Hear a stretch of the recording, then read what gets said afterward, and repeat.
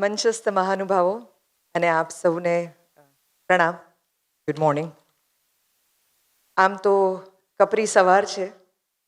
દેશની પરિસ્થિતિ અત્યારે જે છે બધામાં આપણે સૌ આજે અહીંયા ભેગા થયા છીએ. આપણે સૌ સેફ છીએ. આપણે we can afford to be here. I think that itself is a very big blessing. જગદીશભાઈ અને મારો સંબંધ સંપૂર્ણ રીતે એક તરફી છે. હું એમને ઓળખું છું. હું એમને ઓળખું છું એમના 82 પુસ્તકોને કારણે. હું એમને ઓળખું છું એમના 3 PhDને કારણે. હું એમને ઓળખું છું સંગીત નાટક અકાદમીથી લઈને સાહિત્ય અકાદમીથી લઈને એમના પદ્મશ્રી સુધીની એમની સફરને કારણે. પણ આ પુસ્તક દ્વારા એમના વિશે એક નવી ઓળખાણ મને મળી છે અને આજે મારે જરાક એની વાત કરવી છે. આ પુસ્તકની અંદર જગા ઝેરોક્સવાળાથી જગદીશ ત્રિવેદી કેવી રીતે બનાય એની રેસીપી છે.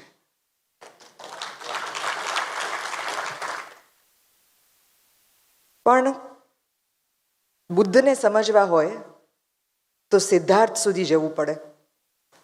કૃષ્ણને સમજવા હોય તો કનૈયા સુધી જવું પડે. હું એમ નથી કહેવા માંગતી કે ઈશ્વર સમજે. હું એમ કહેવા માંગુ છું કે દરેક માણસની અંદર એનું એક ઐશ્વર્ય તત્વ હોય છે, એક સત્વ હોય છે. અને તમારી અંદરનું ઈષ્ટ જે છે એ ક્યારે, કેવી રીતે, કયા સંજોગોમાં જાગે છે એની વાત આ પુસ્તકની અંદર છે. એટલે કોઈ પણ વ્યક્તિ કે જે નાનામાં નાના તબક્કાની અંદર જન્મ લે, સાવ સામાન્ય અને લગભગ મેપની ઉપર ભૂસાઈ ગયેલા નાનકડા ગામની અંદર પણ જન્મ લઈને દુનિયાના 100 અલગ અલગ વિદેશી સફર સાથે 28 દેશોમાં પોતાના ફેન્સ બનાવી શકે, 3000 જેટલા પોતાના પ્રયોગો દુનિયામાં કરી શકે. એક ગુજરાતી સાહિત્યકાર, એક ગુજરાતી કલાકાર એ માત્ર પોતાની કલાથી 13.5 કરોડ રૂપિયા કમાઈ અને દાન કરી શકે. આ કોઈ પણ ગુજરાતી માટે કેટલા ગૌરવની વાત છે. આ કેટલી મોટી ઇન્સ્પિરેશન છે કે આ શક્ય છે. હવે થોડું આપણે એ દાન કરી શકીએ બહુ અસ્વાભાવિક નથી. શા માટે હું કહું છું કે 13.5 કરોડ રૂપિયાનું દાન, જે કેટલાય લોકોની આખી જિંદગીની કે આખા કુટુંબની કમાણી પણ ન હોય, એ કેમ હું એવું કહું છું કે આ અસામાન્ય નથી? કારણ કે આ દાન જે છે એ મૂડીનું છે. દેવશંકરભાઈની 2 દીકરીઓ, એમના લગ્ન થયા 2 ભાઈઓ 2 દીકરાઓ સાથે.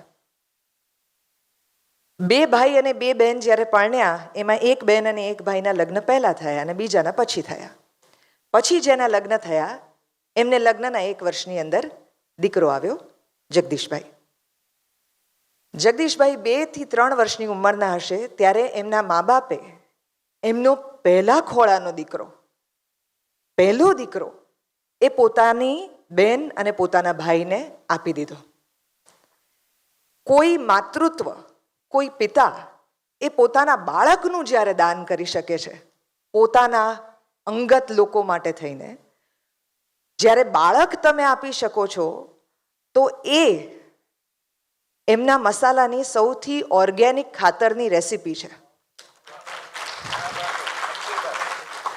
આ ખાતર પર જે ધાન ઉગે, એ ધાન 13.5 કરોડનું દાન ન કરે તો એમાં નવાઈ છે. બાળક જન્મે અને પછી જે વાતાવરણની અંદર ઉછરે એ એનું ટીનેજ ઘડતું હોય છે. તમે એક નાનકડા ગામની અંદર હો, એ ગામની અંદર તમારા દાદા સરપંચ હોય, તમારા પિતા જે છે એ પ્રિન્સિપલ હોય અને તમારા મમ્મી શિક્ષિકા હોય, એટલે તમે ફાટીને ધુમાડે થઈ જાઓ એ સ્વાભાવિક છે. હા, એવું જ થયું છે, એવું એમના પુસ્તકમાં છે, હું નથી કહેતી. એ સ્વાભાવિક છે. અને એને કારણે તમે એટલા તોફાની થઈ જાઓ કે તમને ઇવેન્ચ્યુઅલી બોર્ડિંગમાં મૂકવા પડે, એ પણ સ્વાભાવિક છે.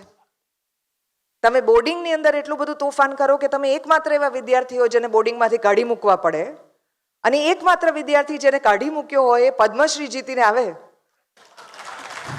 અને એ જ બોર્ડિંગ વાળાને પછી કહેવું પડે કે પદ્મશ્રી જગદીશ ત્રિવેદી આજે આપણી સાથે છે. એટલે કેટલા બદલાખોર પણ છે તમે વિચારો. અહીંથી થોડા આગળ જઈએ આપણે. 11મા અને 12મા બંનેમાં એ ફેલ થયા. ઘણી મહેનત જોઈએ 11મામાં ફેલ થવા માટે, પણ એમણે એ કરી બતાડ્યું. આ ફેલ થયા પછી એમને મા બાપે વિચાર્યું કે આનું કંઈ ભણવામાં મેળ પડવાનો નથી, એટલે આપણે એને એક દુકાન ખોલી આપીએ. ઘણા બધા ગુજરાતી મા બાપો પોતાના બાળકો સાથે આ કરતા હોય છે. તો રાશનથી લઈને ઝેરોક્સ સુધીની કોઈ પણ દુકાન હોઈ શકે. એમના નસીબમાં ઝેરોક્સ આવેલી. એક નાનકડી દુકાન ભાડે લેવામાં આવી અને 1 રૂપિયાની 3 કોપી કાઢે એવા ઝેરોક્સવાળા ભાઈ બનેલા. જે માણસ ઝેરોક્સ કરતો હોય, જે નકલ કરતો હોય, એની અંદર પણ એક અસલ તત્વ હોઈ શકે એ સાબિત એમણે કર્યું છે. એક ઝેરોક્સની દુકાનમાં રહીને તમને નાટક લખવાના, પુસ્તક લખવાના 20 થી 23 વર્ષની ઉંમરે સપના આવે અને એ સપના તમે સાકાર કરો એટલું જ નહીં, તમારો પહેલું જ પુસ્તક સાહિત્ય અકાદમીથી પુરસ્કૃત થાય અને તોય તમે બેઠા છો ઝેરોક્સની દુકાનમાં, તો તમારા સપના ત્યાંથી કેવી રીતે બળકટ થઈ શકે? મને લાગે છે કે એ રેસિપીમાંથી આવે છે કે દુનિયા ભલે તમને ગમે તેટલા ધક્કા મારે, દુનિયા ભલે તમને ગમે તે બોક્સીસમાં મૂકવાનો ટ્રાય કરે કે આ તો વનેચર છે, આ તોફાની છે, આ ભણ્યો નથી, આ કોઈનું કંઈ સાંભળતો નથી, આ એક ઝેરોક્સની દુકાન સિવાય કંઈ નહીં કરી શકે. દુનિયા ભલે તમને ગમે તેટલા ધક્કા મારે, પણ જે ઓરડો તમારા માટે બન્યો છે ને એમાં તમારી જગ્યા તમે જાતે ઊભી કરી શકો છો. અને આજની પરિસ્થિતિ એ માત્ર આજની છે, કાલ કોણે જોઈ છે? જેણે કાલ જોઈ છે એ પોતાની કાલ સર્જી શકે છે અને એમણે પોતાની કાલ ઝેરોક્સની દુકાનમાં બેસીને સર્જી છે. એક સમય એવો આવ્યો કે એ પોતાના ગામની અંદર થાનગઢમાં નાટકો કરતા અને પછી બધા મિત્રો શહેર છોડીને જતા રહ્યા. એટલે એમને થયું કે આ નાટકોની પ્રવૃત્તિ તો ગ્રુપ પ્રવૃત્તિ છે, એટલે બીજા ઉપર ડિપેન્ડન્ટ રહેવું પડે. આપણે ઇન્ડિપેન્ડન્ટ એક એવી પ્રવૃત્તિ જોઈએ કે જેમાં સોલો પરફોર્મન્સીસ કરી શકાય. અને એવે વખતે જીવનની અંદર સાચા મેન્ટર, સાચા ગુરુ કામ લાગતા હોય છે. અને એમને થાનગઢની સ્કૂલના પ્રિન્સિપલ, તમે જાણો છો હું કોની વાત કરું છું, શાહબુદ્દીનભાઈ યાદ આવ્યા. એમણે શાહબુદ્દીનભાઈને કીધું કે મને તમારી સાથે પ્રયોગ માટે લઈ જાઓ. મુંબઈ પ્રયોગમાં સૌથી પહેલી વાર ગયા. હર્ષદ મહેતા ઓડિયન્સની અંદર બેઠેલા, એટલે હાસ્યનો સ્ટોક કેટલો ઉપર જવો જોઈએ તમે ઇમેજિન કરી શકો છો. પણ અનફોર્ચ્યુનેટલી એ દિવસે ધ બુલ ફેલ અને એને કારણે એમની એક નવી રેસિપી બહાર આવી. આવું જ્યારે થાય તો તમે પોતાની જાતને કહો કે શાહબુદ્દીન રાઠોડે તમને પહેલી વાર ઓપોર્ચ્યુનિટી આપી. આટલા મોટા કલાકાર પોતાના કાર્યક્રમમાંથી તમને તક આપે છે. હર્ષદ મહેતા જેવું ઓડિયન્સ, ઓબેરોય જેવું લોકેશન, અને તમે આટલું ખરાબ પરફોર્મ કરો છો. શું તમે ખરેખર આના માટે બન્યા છો?